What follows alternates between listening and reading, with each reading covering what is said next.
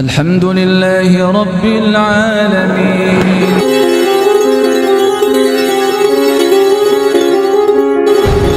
Mengoptimalkan ketakwaan ala qadri quwwatikum, dengan sepenuh kekuatan yang dikaruniakan oleh Allah Subhanahu wa taala kepada kita.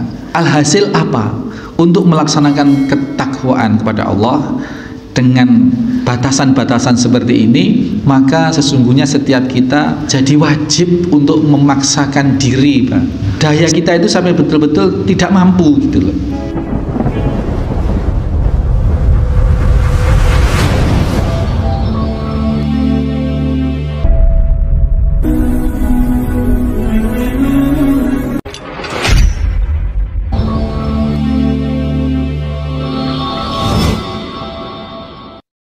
Bismillahirrahmanirrahim. Assalamualaikum warahmatullahi wabarakatuh. Waalaikumsalam warahmatullahi wabarakatuh. Innal hamdalillah nahmaduhu wa nasta'inuhu wa nastaghfiruh wa na'udzu billahi min sururi anfusina wa min sayyiati a'malina. May yahdihillahu fala mudhillalah wa may yudlil fala hadiyalah. Asyhadu an la ilaha illallah wahdahu la syarikalah. Asyhadu anna Muhammadan abduhu wa rasuluhu la nabiyya ba'dah. Allahumma salli wa sallim wa barik ala Muhammadin wa ala alihi wa sahbihi wa mawala. Hadirin jamaah salat subuh Musholla Al-Hikmah Talkandang Situbondo rahimani wa rahimakumullah. Kita lanjut ke ayat berikutnya yang dinukil Imam An-Nawawi rahimahullahu ta'ala, yakni surat At-Taghabun ayat 16 menyatakan bahwa fattaqullaha mastata'tum.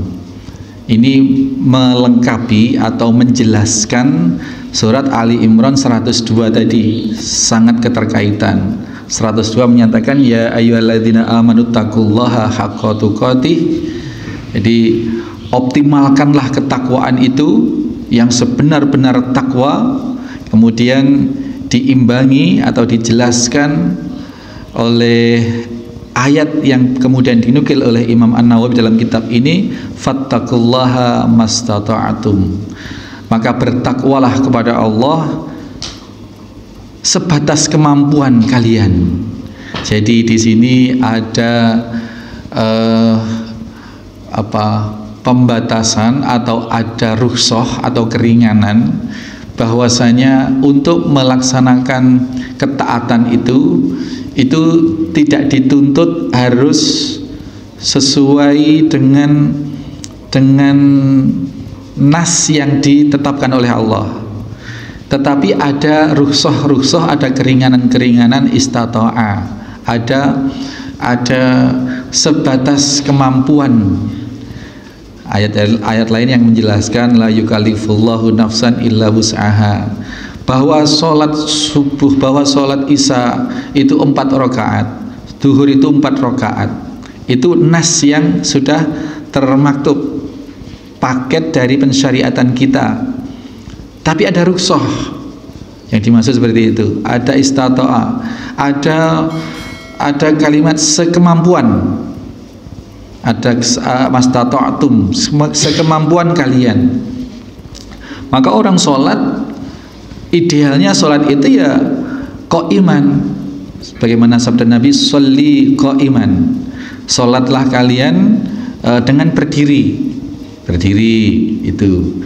Tapi apabila maksa betul berdiri tidak bisa, maka fa'ilam tastati faqa'idan, boleh dengan duduk. Apabila tidak mampu dengan duduk, fa'ala jambin, jadi dengan berbaring. Fa'ala jambin itu maknanya bersandar di satu sisi badan, jadi ya miring, geletak gitu. Ini perlakuan syariat itu secara umum. Takwa kepada Allah itu secara umum ada rukhsah atau ada keringanan. Bertakwa kepada Allah mastata'tum. Tetapi ayat ini tidak bermaksud mengenteng-entengkan perintah Allah. mau sholat jamaah, mau sholat subuh, mau menunaikan zakat, mau puasa, mau haji misalkan, dienteng-entengkan, kan semampunya gitu, kan semampunya, saya nggak mampu. Nah, padahal yang dimaui adalah melaksanakan ketaatan itu dengan sepenuh upaya, ala qadri quwwatikum, dengan kekuatan optimal yang dimiliki oleh kalian.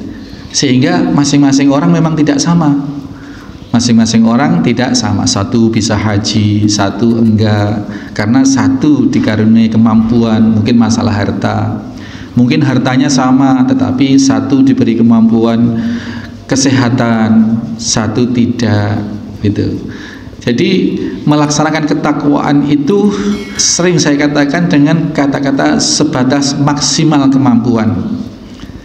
Senyampang masih bisa tunaikan, sebatas masih bisa tunaikan. Ailat takhir itu maksudnya dengan kekuatan yang optimal, wus'an fi taqwallah.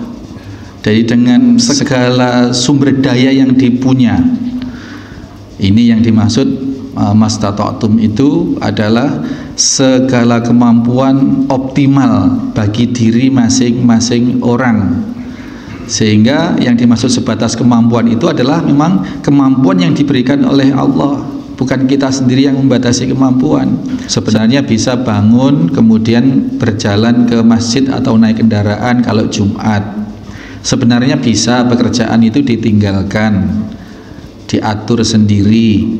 Tapi karena tidak didasari oleh kemauan untuk mengoptimalkan sumber daya yang ada dalam diri, maka tanaman yang tinggal satu gulut hari Jumat, wah saya nggak mampu Jumatan kali ini karena tanamannya ini nanam belum selesai. Seperti itu, Pak. Atau puasa, ini yang tren sekali. Oh saya kalau nggak kerja ini, dah gimana kerjaan saya kalau saya puasa? Ya saya nggak puasa. Ya kita harus cek lah, diri kita sendiri yang harus ngecek pekerjaan kita itu apakah menentukan bisa makan hari itu atau tidak. Senyampang sebenarnya hari itu masih ada yang dimakan, maka kerja hari itu bisa tidak ditinggalkan. Jadi yang dimaksud untuk darurat itu, daruri itu, keadaan daruri itu adalah apabila tidak bisa makan hari itu baru dibenarkan kemudian harus bekerja dan dan meringankan puasanya, seperti itu. Tapi sekarang yang terjadi tidak, di mana tempat orang tidak puasa, katanya oh saya kerja berat. Emang kalau nggak kerja hari itu nggak makan. Sekarang ini hampir tidak ada, Pak. Orang tidak punya stok makanan dalam sehari itu hampir tidak ada dimanapun. Bahkan punya stok berhari-hari. Di rumah masih ada beras setengah sak, 1 sak, itu 1/4 sak. Artinya masih hari itu masih aman. Gitu. Jadi mengoptimalkan ketakwaan. Ala qadri quwwatikum, dengan sepenuh kekuatan yang dikaruniakan oleh Allah Subhanahu wa taala kepada kita. Alhasil apa? Untuk melaksanakan ketakwaan kepada Allah dengan batasan-batasan seperti ini, maka sesungguhnya setiap kita jadi wajib untuk memaksakan diri, Pak. Sampai kita betul-betul daya kita itu sampai betul-betul tidak mampu gitu loh. Lah kalau masih mampu terus kita saya nggak mampu, padahal masih mampu. Ini yang tidak dibenarkan dalam semua hal ketakwaan pada Allah Subhanahu wa taala. Itu. Karena ketakwaan itu, ketaatan itu, melaksanakan ibadah itu, menjalankan perintah itu memang butuh daya, butuh tenaga. Itu ya. Beda kalau yang meninggalkan larangan. Ya. Untuk tatruk, Waalaikumsalam warahmatullahi wabarakatuh. Tatruk maksiat Allah. Untuk meninggalkan larangan tidak ada tawar menawar. Karena apa? Meninggalkan larangan itu dengan tidak berbuat apa-apa. Dilarang judi, misalkan. Ini nggak ada tawar-menawar kalau untuk meninggalkan larangan, karena hakikat meninggalkan larangan adalah tidak melakukan. Tidak melakukan itu berarti diam, nggak usah keluar rumah, nggak usah datang ke tempat judi. Semua orang bisa, gitu loh. Anak kecil pun bisa. Saya sering umpamakan ngangkat batu 20 kilo. Kalau untuk diperintahkan angkat batu itu tidak semua orang bisa. Berarti berlaku hukum mastata'tum istata'a. Berlaku hukum yang mampu yang angkat, yang tidak mampu tidak angkat. Tapi untuk mengikuti larangan jangan angkat batu itu semua orang bisa. Nah, itu ya, bedanya itu melaksanakan perintah dengan meninggalkan larangan itu seperti itu. Melaksanakan perintah itu ada seleksi alam, ada yang bisa, ada yang nggak bisa, ada yang setengah kuat, ada yang kuat sepenuhnya. Itu tuntutannya semampunya itu berarti maksudnya sebatas maksimal yang dimampu. Tapi kalau untuk meninggalkan larangan tidak ada tawar menawar, kecuali ada keadaan yang darurat sekali. Apabila nyawa terancam, maka di situ ada pilihan-pilihan. Termasuk orang dipaksa untuk murtad misalkan. Dipaksa untuk murtad itu apabila efek dari murtadnya atau efek dari mengungkapkan kekufurannya itu hanya berlaku bagi diri sendiri, itu orang boleh pilih, Pak. Boleh demi melindungi nyawanya, boleh pilih untuk pura-pura murtad. Ya, pura-pura, tapi dalam hatinya masih tetap beriman, gitu. Tapi kalau dia adalah simbol umat, tokoh agama, tokoh masyarakat, yang apabila dia murtad maka akan membawa kemurtadan kepada banyak orang, itu maka dia wajib bersabar meskipun diancam bunuh, wajib bersabar untuk mempertahankan tidak mengikuti perintah untuk murtad. Kalau masih efeknya itu hanya bagi diri sendiri, itu boleh pura-pura murtad, gitu ya. Boleh pura-pura murtad, mengucapkan kalimat kekufuran dalam rangka melindungi diri dari ancaman kematian. Termasuk apabila perihal makanan misalkan, perihal makanan itu juga termasuk.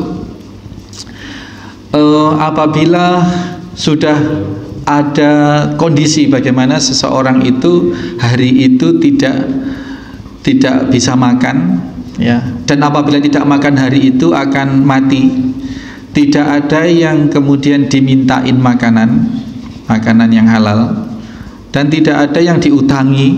Misalkan di tengah hutan lah, Pak, di tengah hutan sudah berhari-hari tersesat, kemudian di Gunung Ijen atau di mana tersesat, mau cari jalan keluar tambah masuk ke dalam, gitu. Perbekalan sudah habis, hampir 4 hari 3 hari sudah lemes. Ini nggak ada yang dimakan. Tiba-tiba ada celeng di depan, Pak. Pandang-pandangan, senyum-senyum celengnya. Ayo, senyum-senyum. Kamu mengharamkan babi, celeng, tapi sekarang kamu lapar mau mati. Ini ada makanan gimana? Dalam kondisi seperti itu, Pak, dalam kondisi seperti itu dibolehkan untuk memakan makanan yang tadinya diharamkan oleh Allah Subhanahu wa taala. Wa maitur ghaira bakhin wala ahdin. Jadi dibolehkan untuk mengambil yang tadinya itu makanan haram, tetapi ingat wala ahdin, jangan berlebihan. Nah, kalau terus kondisi seperti itu terus dimakan, sudah, yang penting tenaga sudah balik, terus kok ini dagingnya ini sip, ini dibekal nanti di desa dipakai sate apa-apa. Ini tetap tidak boleh seperti itu. Jadi istata'a itu hanya berlaku wala adin tadi itu, tidak boleh berlebihan. Ya kalau nggak ngomong bangkai, ya nggak ngomong babi ya misalkan binatang yang halal lah, ayam atau kambing, tapi yang sudah mati tidak disembelih, adanya cuman itu ya, adanya cuman itu.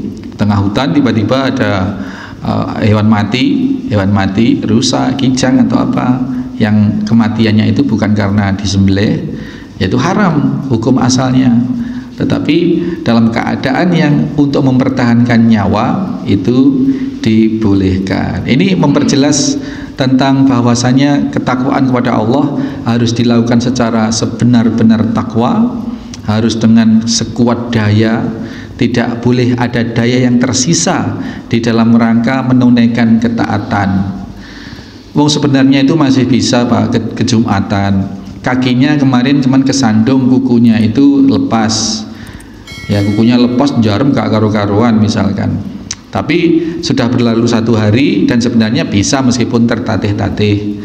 Nah ini sebenarnya doruri semacam ini, keadaan kandak semacam ini ditimbang apabila masih mampu, apalagi dalam kondisi mukim, ada di rumah, tidak sedang safar. Nah kalau Pak Seto ini kita masih bingung, Pak Seto itu mukim di sini apa di Solo sebenarnya? Masih KTP sini ya Pak Seto? Pak Seto dua KTP Pak Seto. Nah kalau Pak Seto itu sebenarnya KTP sini, pas di Solo mau 3 hari, mau 1 minggu, itu statusnya safar. Di sana boleh tidak Jumatan, sholat fardunya pun juga selama ada di Solo, selama ada di tempat safar itu boleh di jama', boleh di qashar sekalipun, boleh. Ya, itu fasilitas dari Allah Subhanahu Wa Taala. Ini yang perlu kita tekankan Pak, kita pahamkan pada diri kita bahwasanya ketakwaan kepada Allah, ketaatan kepada Allah, mastata'tum itu bukan berarti ngenteng-ngentengkan perintah Allah, bukan berarti mengenteng-entengkan kewajiban. Ada batasan, sebatas maksimal yang kita punya, sebatas maksimal yang kita bisa. Itu nggih. Itu memperjelas bahwasanya ketakwaan harus dilakukan secara haqqa tuqatih. Demikian nggih. Subhanakallahumma wa bihamdika asyhadu an la ilaha illa anta astaghfiruka wa atubu ilaik. Assalamualaikum warahmatullahi wabarakatuh.